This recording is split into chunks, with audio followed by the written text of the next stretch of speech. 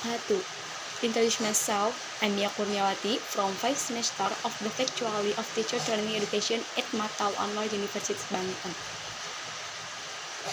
The Honorable Mr. Yandi, MPD. Okay, I will interpreting final exam.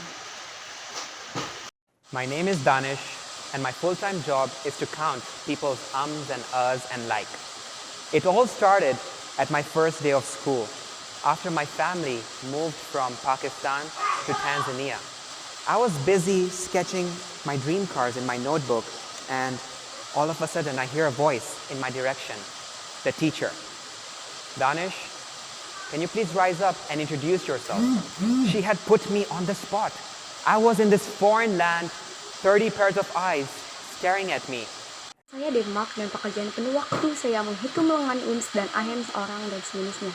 Semuanya dimulai pada hari pertama saya sekolah. Setelah keluarga saya pindah dari Pakistan ke Tanzania, saya sedang sibuk membuat sketsa mobil impian saya di buku catatan saya dan tiba-tiba saya mendengar suara datang ke arah saya, guru.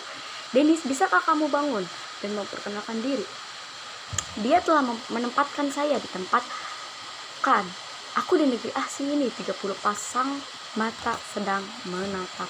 How would you feel when a teacher puts you on the spot in this kind of situation? My mind went blank. My heart started racing. I kept quiet. I started hearing giggles in the classroom, and then tears ran down my cheek. That was the first time I felt the fear of speaking in front of others. The first time I felt the fear of public speaking.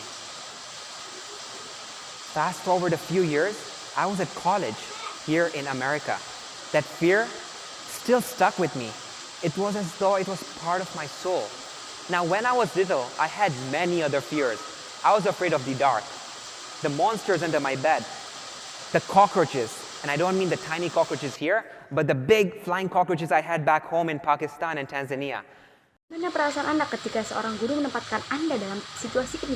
Pikirku menjadi kosong, jantungku mulai berpacu. Aku diam, aku mulai mendengar cekrikan di dalam kelas, dan kemudian air mata mengalir di pipiku.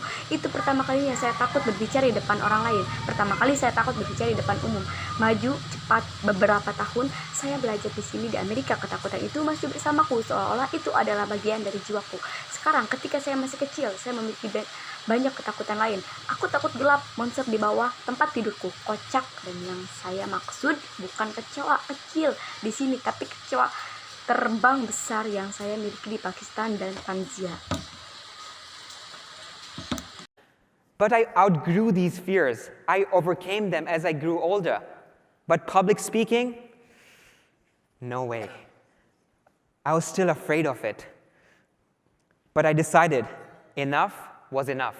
I decided to do something about it, to take that step and find a solution.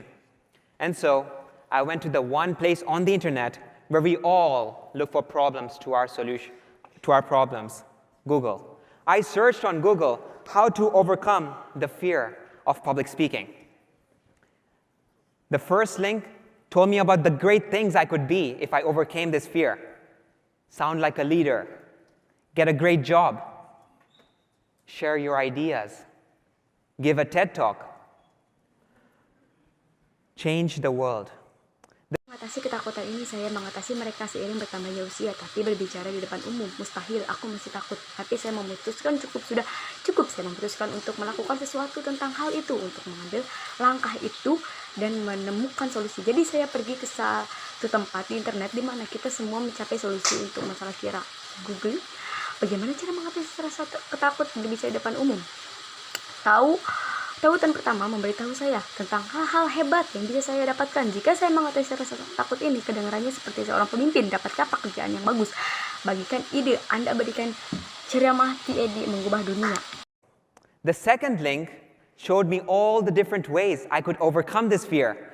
Hire a speech coach, talk in front of the mirror, do online courses, attend public speaking clubs like Toastmasters. That's when I realized that I had it wrong all this time. I thought you're either born a public speaker or you're not. I was wrong. I realized that public speaking is actually a teachable skill. That means that if any one of you here wants to speak powerfully, like any of your famous public speakers, yes, you can. We all can. Now, some of these solutions worked for me, others not so much. Like hiring a speech coach, that was outside of my student budget. But online courses, that's where I learned how to vary my tone up and down, how to talk really, really fast so that I could get someone excited, or to slow right down to get someone's attention.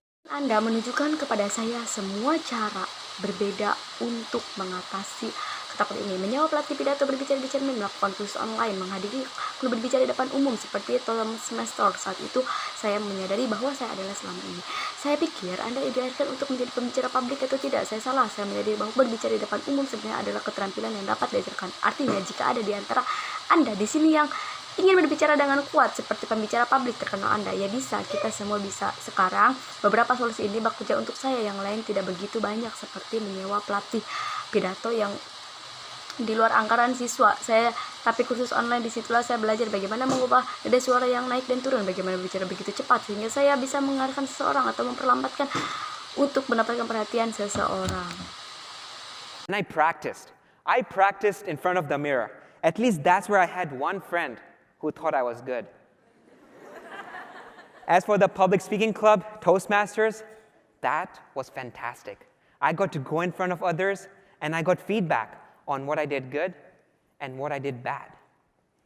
So I did all these things, and I realized that first I was trapped in this cold, dark hole where the fear of public speaking haunted at me.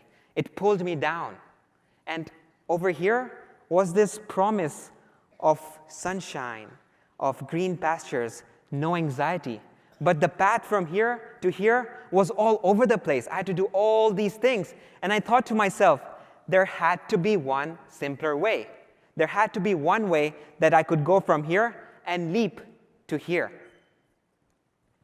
So I went back to Google, the source of all wisdom, did some research, and I started learning and reading a lot about artificial intelligence, about these personal assistants we have in our pocket, like Siri, Alexa, who understand what we're saying. Hey Siri, what's the next meeting I have? Okay, here's your meeting. They understand what we say. What if they could also understand how you're saying something and analyze your voice? What if they could be your speech coaches? Saya berlatih di depan cermin, setidaknya disitulah saya punya satu teman yang menganggap saya baik. Adapun klub berbicara di depan umum, terus itu fans saya harus tampil di depan orang lain, dan saya mendapatkan umpan balik tentang apa yang saya lakukan dengan baik dan apa yang saya lakukan dengan buruk. Jadi saya melakukan semua hal ini, dan saya menyadari bahwa pertama saya terjebak dalam lubang gelap yang dingin, di mana rasa takut berbicara di depan umum mengetahui saya ini menarik saya ke bawah. Dan inilah janji sinar matahari dari padang rumput hijau.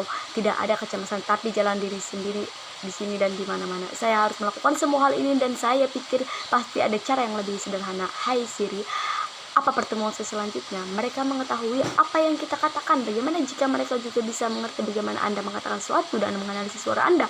Bagaimana jika mereka bisa menjadi pelatih pidato Anda? Every single person in the world, anywhere, had their own personal, on-demand speech coach.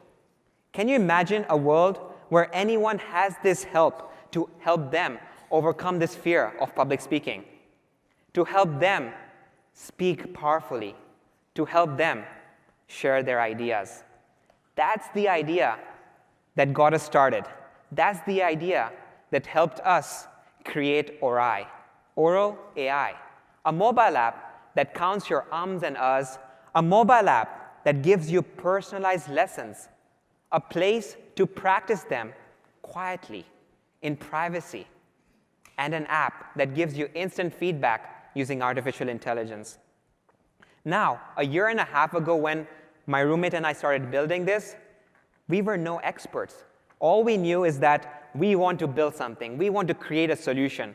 Dunia dimanapun memiliki pelatih pidato sesuai permintaan pribadi mereka sendiri. Dapatkah Anda bayangkan sebuah dunia di mana setiap orang memiliki bantuan ini untuk membantu mereka mengatasi ketakutan mereka berbicara di depan umum, untuk membantu mereka berbicara dengan lantang, untuk membantu mereka bagian ide-ide mereka. Itulah ide yang membuat kami memulai. Itulah ide yang membuat kami membuat aplikasi seluler yang menghitung IEMS dan AHEMS Anda. Aplikasi seluler yang memberi Anda pelajaran yang dipersonalisasi, tempat untuk mempraktikannya dengan tenang dalam privasi, dan aplikasi yang memberi Anda umpan balik instan menggunakan kuota netizen. Sekarang 1,5 tahun yang lalu, ketika teman sekamar saya dan saya mulai membangun ini, kami bukan ahli. Yang kami tahu adalah kami ingin membangun sesuatu, kami ingin membuat solusi. Oke, thank you for attention. Assalamualaikum warahmatullahi wabarakatuh.